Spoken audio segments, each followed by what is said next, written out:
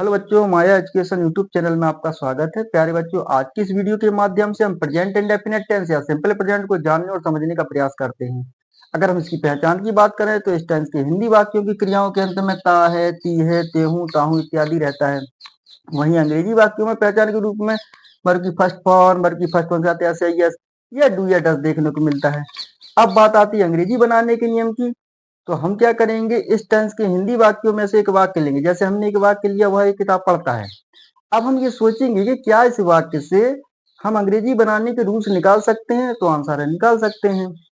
क्या इस वाक्य से ऐसा स्ट्रक्चर भी निकाला जा सकता है जिसके आधार पर इस टेंस के हिंदी वाक्यों को अंग्रेजी में ट्रांसलेट कर सकते हैं, तो आंसर है निकाला जा सकता है। लेकिन कैसे, आइए देखते हैं। पढ़ता है इस सेंटेंस के साथ अब हम क्या करेंगे इसको समझते हैं। इस सेंटेंस में जैसा कि आप जानते होंगे वह करता है, इसको अंग्रेजी में सब्जेक्ट कहते हैं और इसको ऐसे डिनोट करते हैं। ये किताब कर्म है, इसे अंग्रेजी में ऑब्जेक्ट कहते हैं और इसको ओ से डिनोट करते हैं। पढ़ता है क्रिया है, इसे अंग्रेजी में वर्ब कहते हैं और इसको वी से डिनोट करते हैं। Subject plus object plus verb, ये हमें स्ट्रक्चर मिला जो कि हिंदी वाक्य का है। इस हिंदी वाक्य के स्ट्रक्चर को अब हम अंग्रेजी वाक्य के स्ट्रक्चर में बदलेंगे। तो इसके लिए सब्जेक्ट में कोई चेंज नहीं, ऑब्जेक्ट और वर्ब को इंटरचेंज कर देंगे। वर्ब यहां आ जाएगी, ऑब्जेक्ट यहां आ जाएगा। अब हमें स्ट्रक्चर मिला जो कि अंग्रेजी वाक्य का है, वो इस तरह से है, subject plus verb plus object. अब हम सब्जेक्ट को दो तरह से लिखते हैं, singular subject, plural subject. Verb को भी दो तरह से लिखेंगे, singular verb, plural verb. Singular subject के साथ सिंगुलर वर्ब यूज होती है, प्लूरल सब्जेक्ट के साथ प्लूरल वर्ब यूज होती है। इसको हम ऐसे समझते हैं, PPSS। इसका मतलब है प्लूरल सब्जेक्ट के साथ प्लूरल वर्ब, सिंगुलर सब्जेक्ट के साथ सिंगुलर वर्ब। अब हम समझते हैं सिंगुलर सब्जेक्ट्स कौन कौन होते हैं, प्लूरल सब्जेक्ट्स कौन कौन होते हैं, सिंगुलर वर्ब कौन सी होती है, प्लूरल वर्ब कौन सी होती है, इसको समझते हैं। सिंगुलर सब्जेक्ट्स हैं he, she, it. Singular nouns जैसे कोई name, Ram, Sita, Gita, Mohan. Plural subjects में आई और यू एक्सेप्शंस हैं।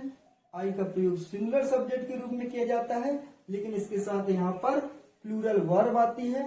यू का प्रयोग सिंगुलर या प्लूरल सब्जेक्ट के रूप में किया जाता है, लेकिन इसके साथ प्लूरल वर्ब आती है। अतः हमने इनको प्लूरल सब्जेक्ट्स के ग्रुप के साथ रखा। इसके अतिरिक्त प्लूरल सब्जेक्ट्स हैं वी, दे। प्लूरल नाउन्स जैसे बॉयज, गर्ल्स। अब हम समझते हैं प्लूरल वर्ब कौन सी होती है, सिंगुलर वर्ब कौन सी होती है। तो वर्ब की फर्स्ट फॉर्म ही प्लूरल वर्ब है, या हम कहें वर्ब प्लूरल में होती है, इसको हमें सिंगुलर बनाना पड़ता है और सिंगुलर बनाने के लिए वर्ब में हम एस या ईएस जोड़ते हैं। अतः सिंगुलर वर्ब है वर्ब की फर्स्ट फॉर्म प्लस एस या ईएस। इसको हम ऐसे समझते हैं, प्लूरल वर्ब, सिंगुलर वर्ब। जैसे रीड, ये प्लूरल वर्ब है, इसको हमें सिंगुलर बनाना है तो हम इसमें क्या करेंगे, एस जोड़ देंगे, रीड्स। ये प्लूरल वर्ब है, ये सिंगुलर वर्ब है। गो, ये प्लूरल वर्ब है, इसको हमें सिंगुलर बनाना है तो हम इसमें एस जोड़ देंगे, गोज। अब आप देखें तो इसमें अंग्रेजी बनाने के जो रूल्स हैं वो दिख रहे होंगे। Rule number 1, he, she, it तथा सिंगुलर नाउन्स के साथ हम वर्ब की फर्स्ट फॉर्म प्लस एस यानी कि सिंगुलर वर्ब का प्रयोग करते हैं। Rule number 2, I, we, you, they तथा प्लूरल नाउन्स के साथ हम वर्ब की फर्स्ट फॉर्म यानी कि प्लूरल वर्ब का प्रयोग करते हैं।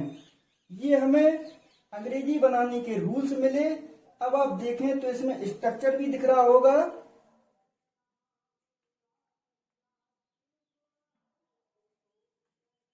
अब हम स्ट्रक्चर निकालेंगे। ये सब्जेक्ट है, सब्जेक्ट प्लस प्लस वर्ब की फर्स्ट फॉर्म, वर्ब की फर्स्ट फॉर्म या वर्ब की first form plus S, verb की फर्स्ट फॉर्म प्लस एस या E S. Plus plus object object object है तो ऑब्जेक्ट लिखेंगे, नहीं है तो वर्ड लिखेंगे, यदि दोनों है तो दोनों लिखेंगे। ये हमें अफर्मेटिव सेंटेंस का स्ट्रक्चर मिला। या स्ट्रक्चर को ऐसे भी लिखा जा सकता है, सब्जेक्ट प्लस वर्ब की फर्स्ट फॉर्म को आप जानते होंगे V1 कहते हैं, V1, या वर्ब की फर्स्ट फॉर्म प्लस एस को V5 कहते हैं, V5 प्लस आगे rest of the sentence, rest of the sentence. इस टेंस के हिंदी वाक्यों को अंग्रेजी में ट्रांसलेट करने के लिए हम इन दोनों स्ट्रक्चर में से किसी भी एक का प्रयोग कर सकते हैं। अब हम जानेंगे वर्ब की फर्स्ट फॉर्म में कहाँ एस लगाते हैं, कहाँ ईएस लगाते हैं। आइए देखते हैं।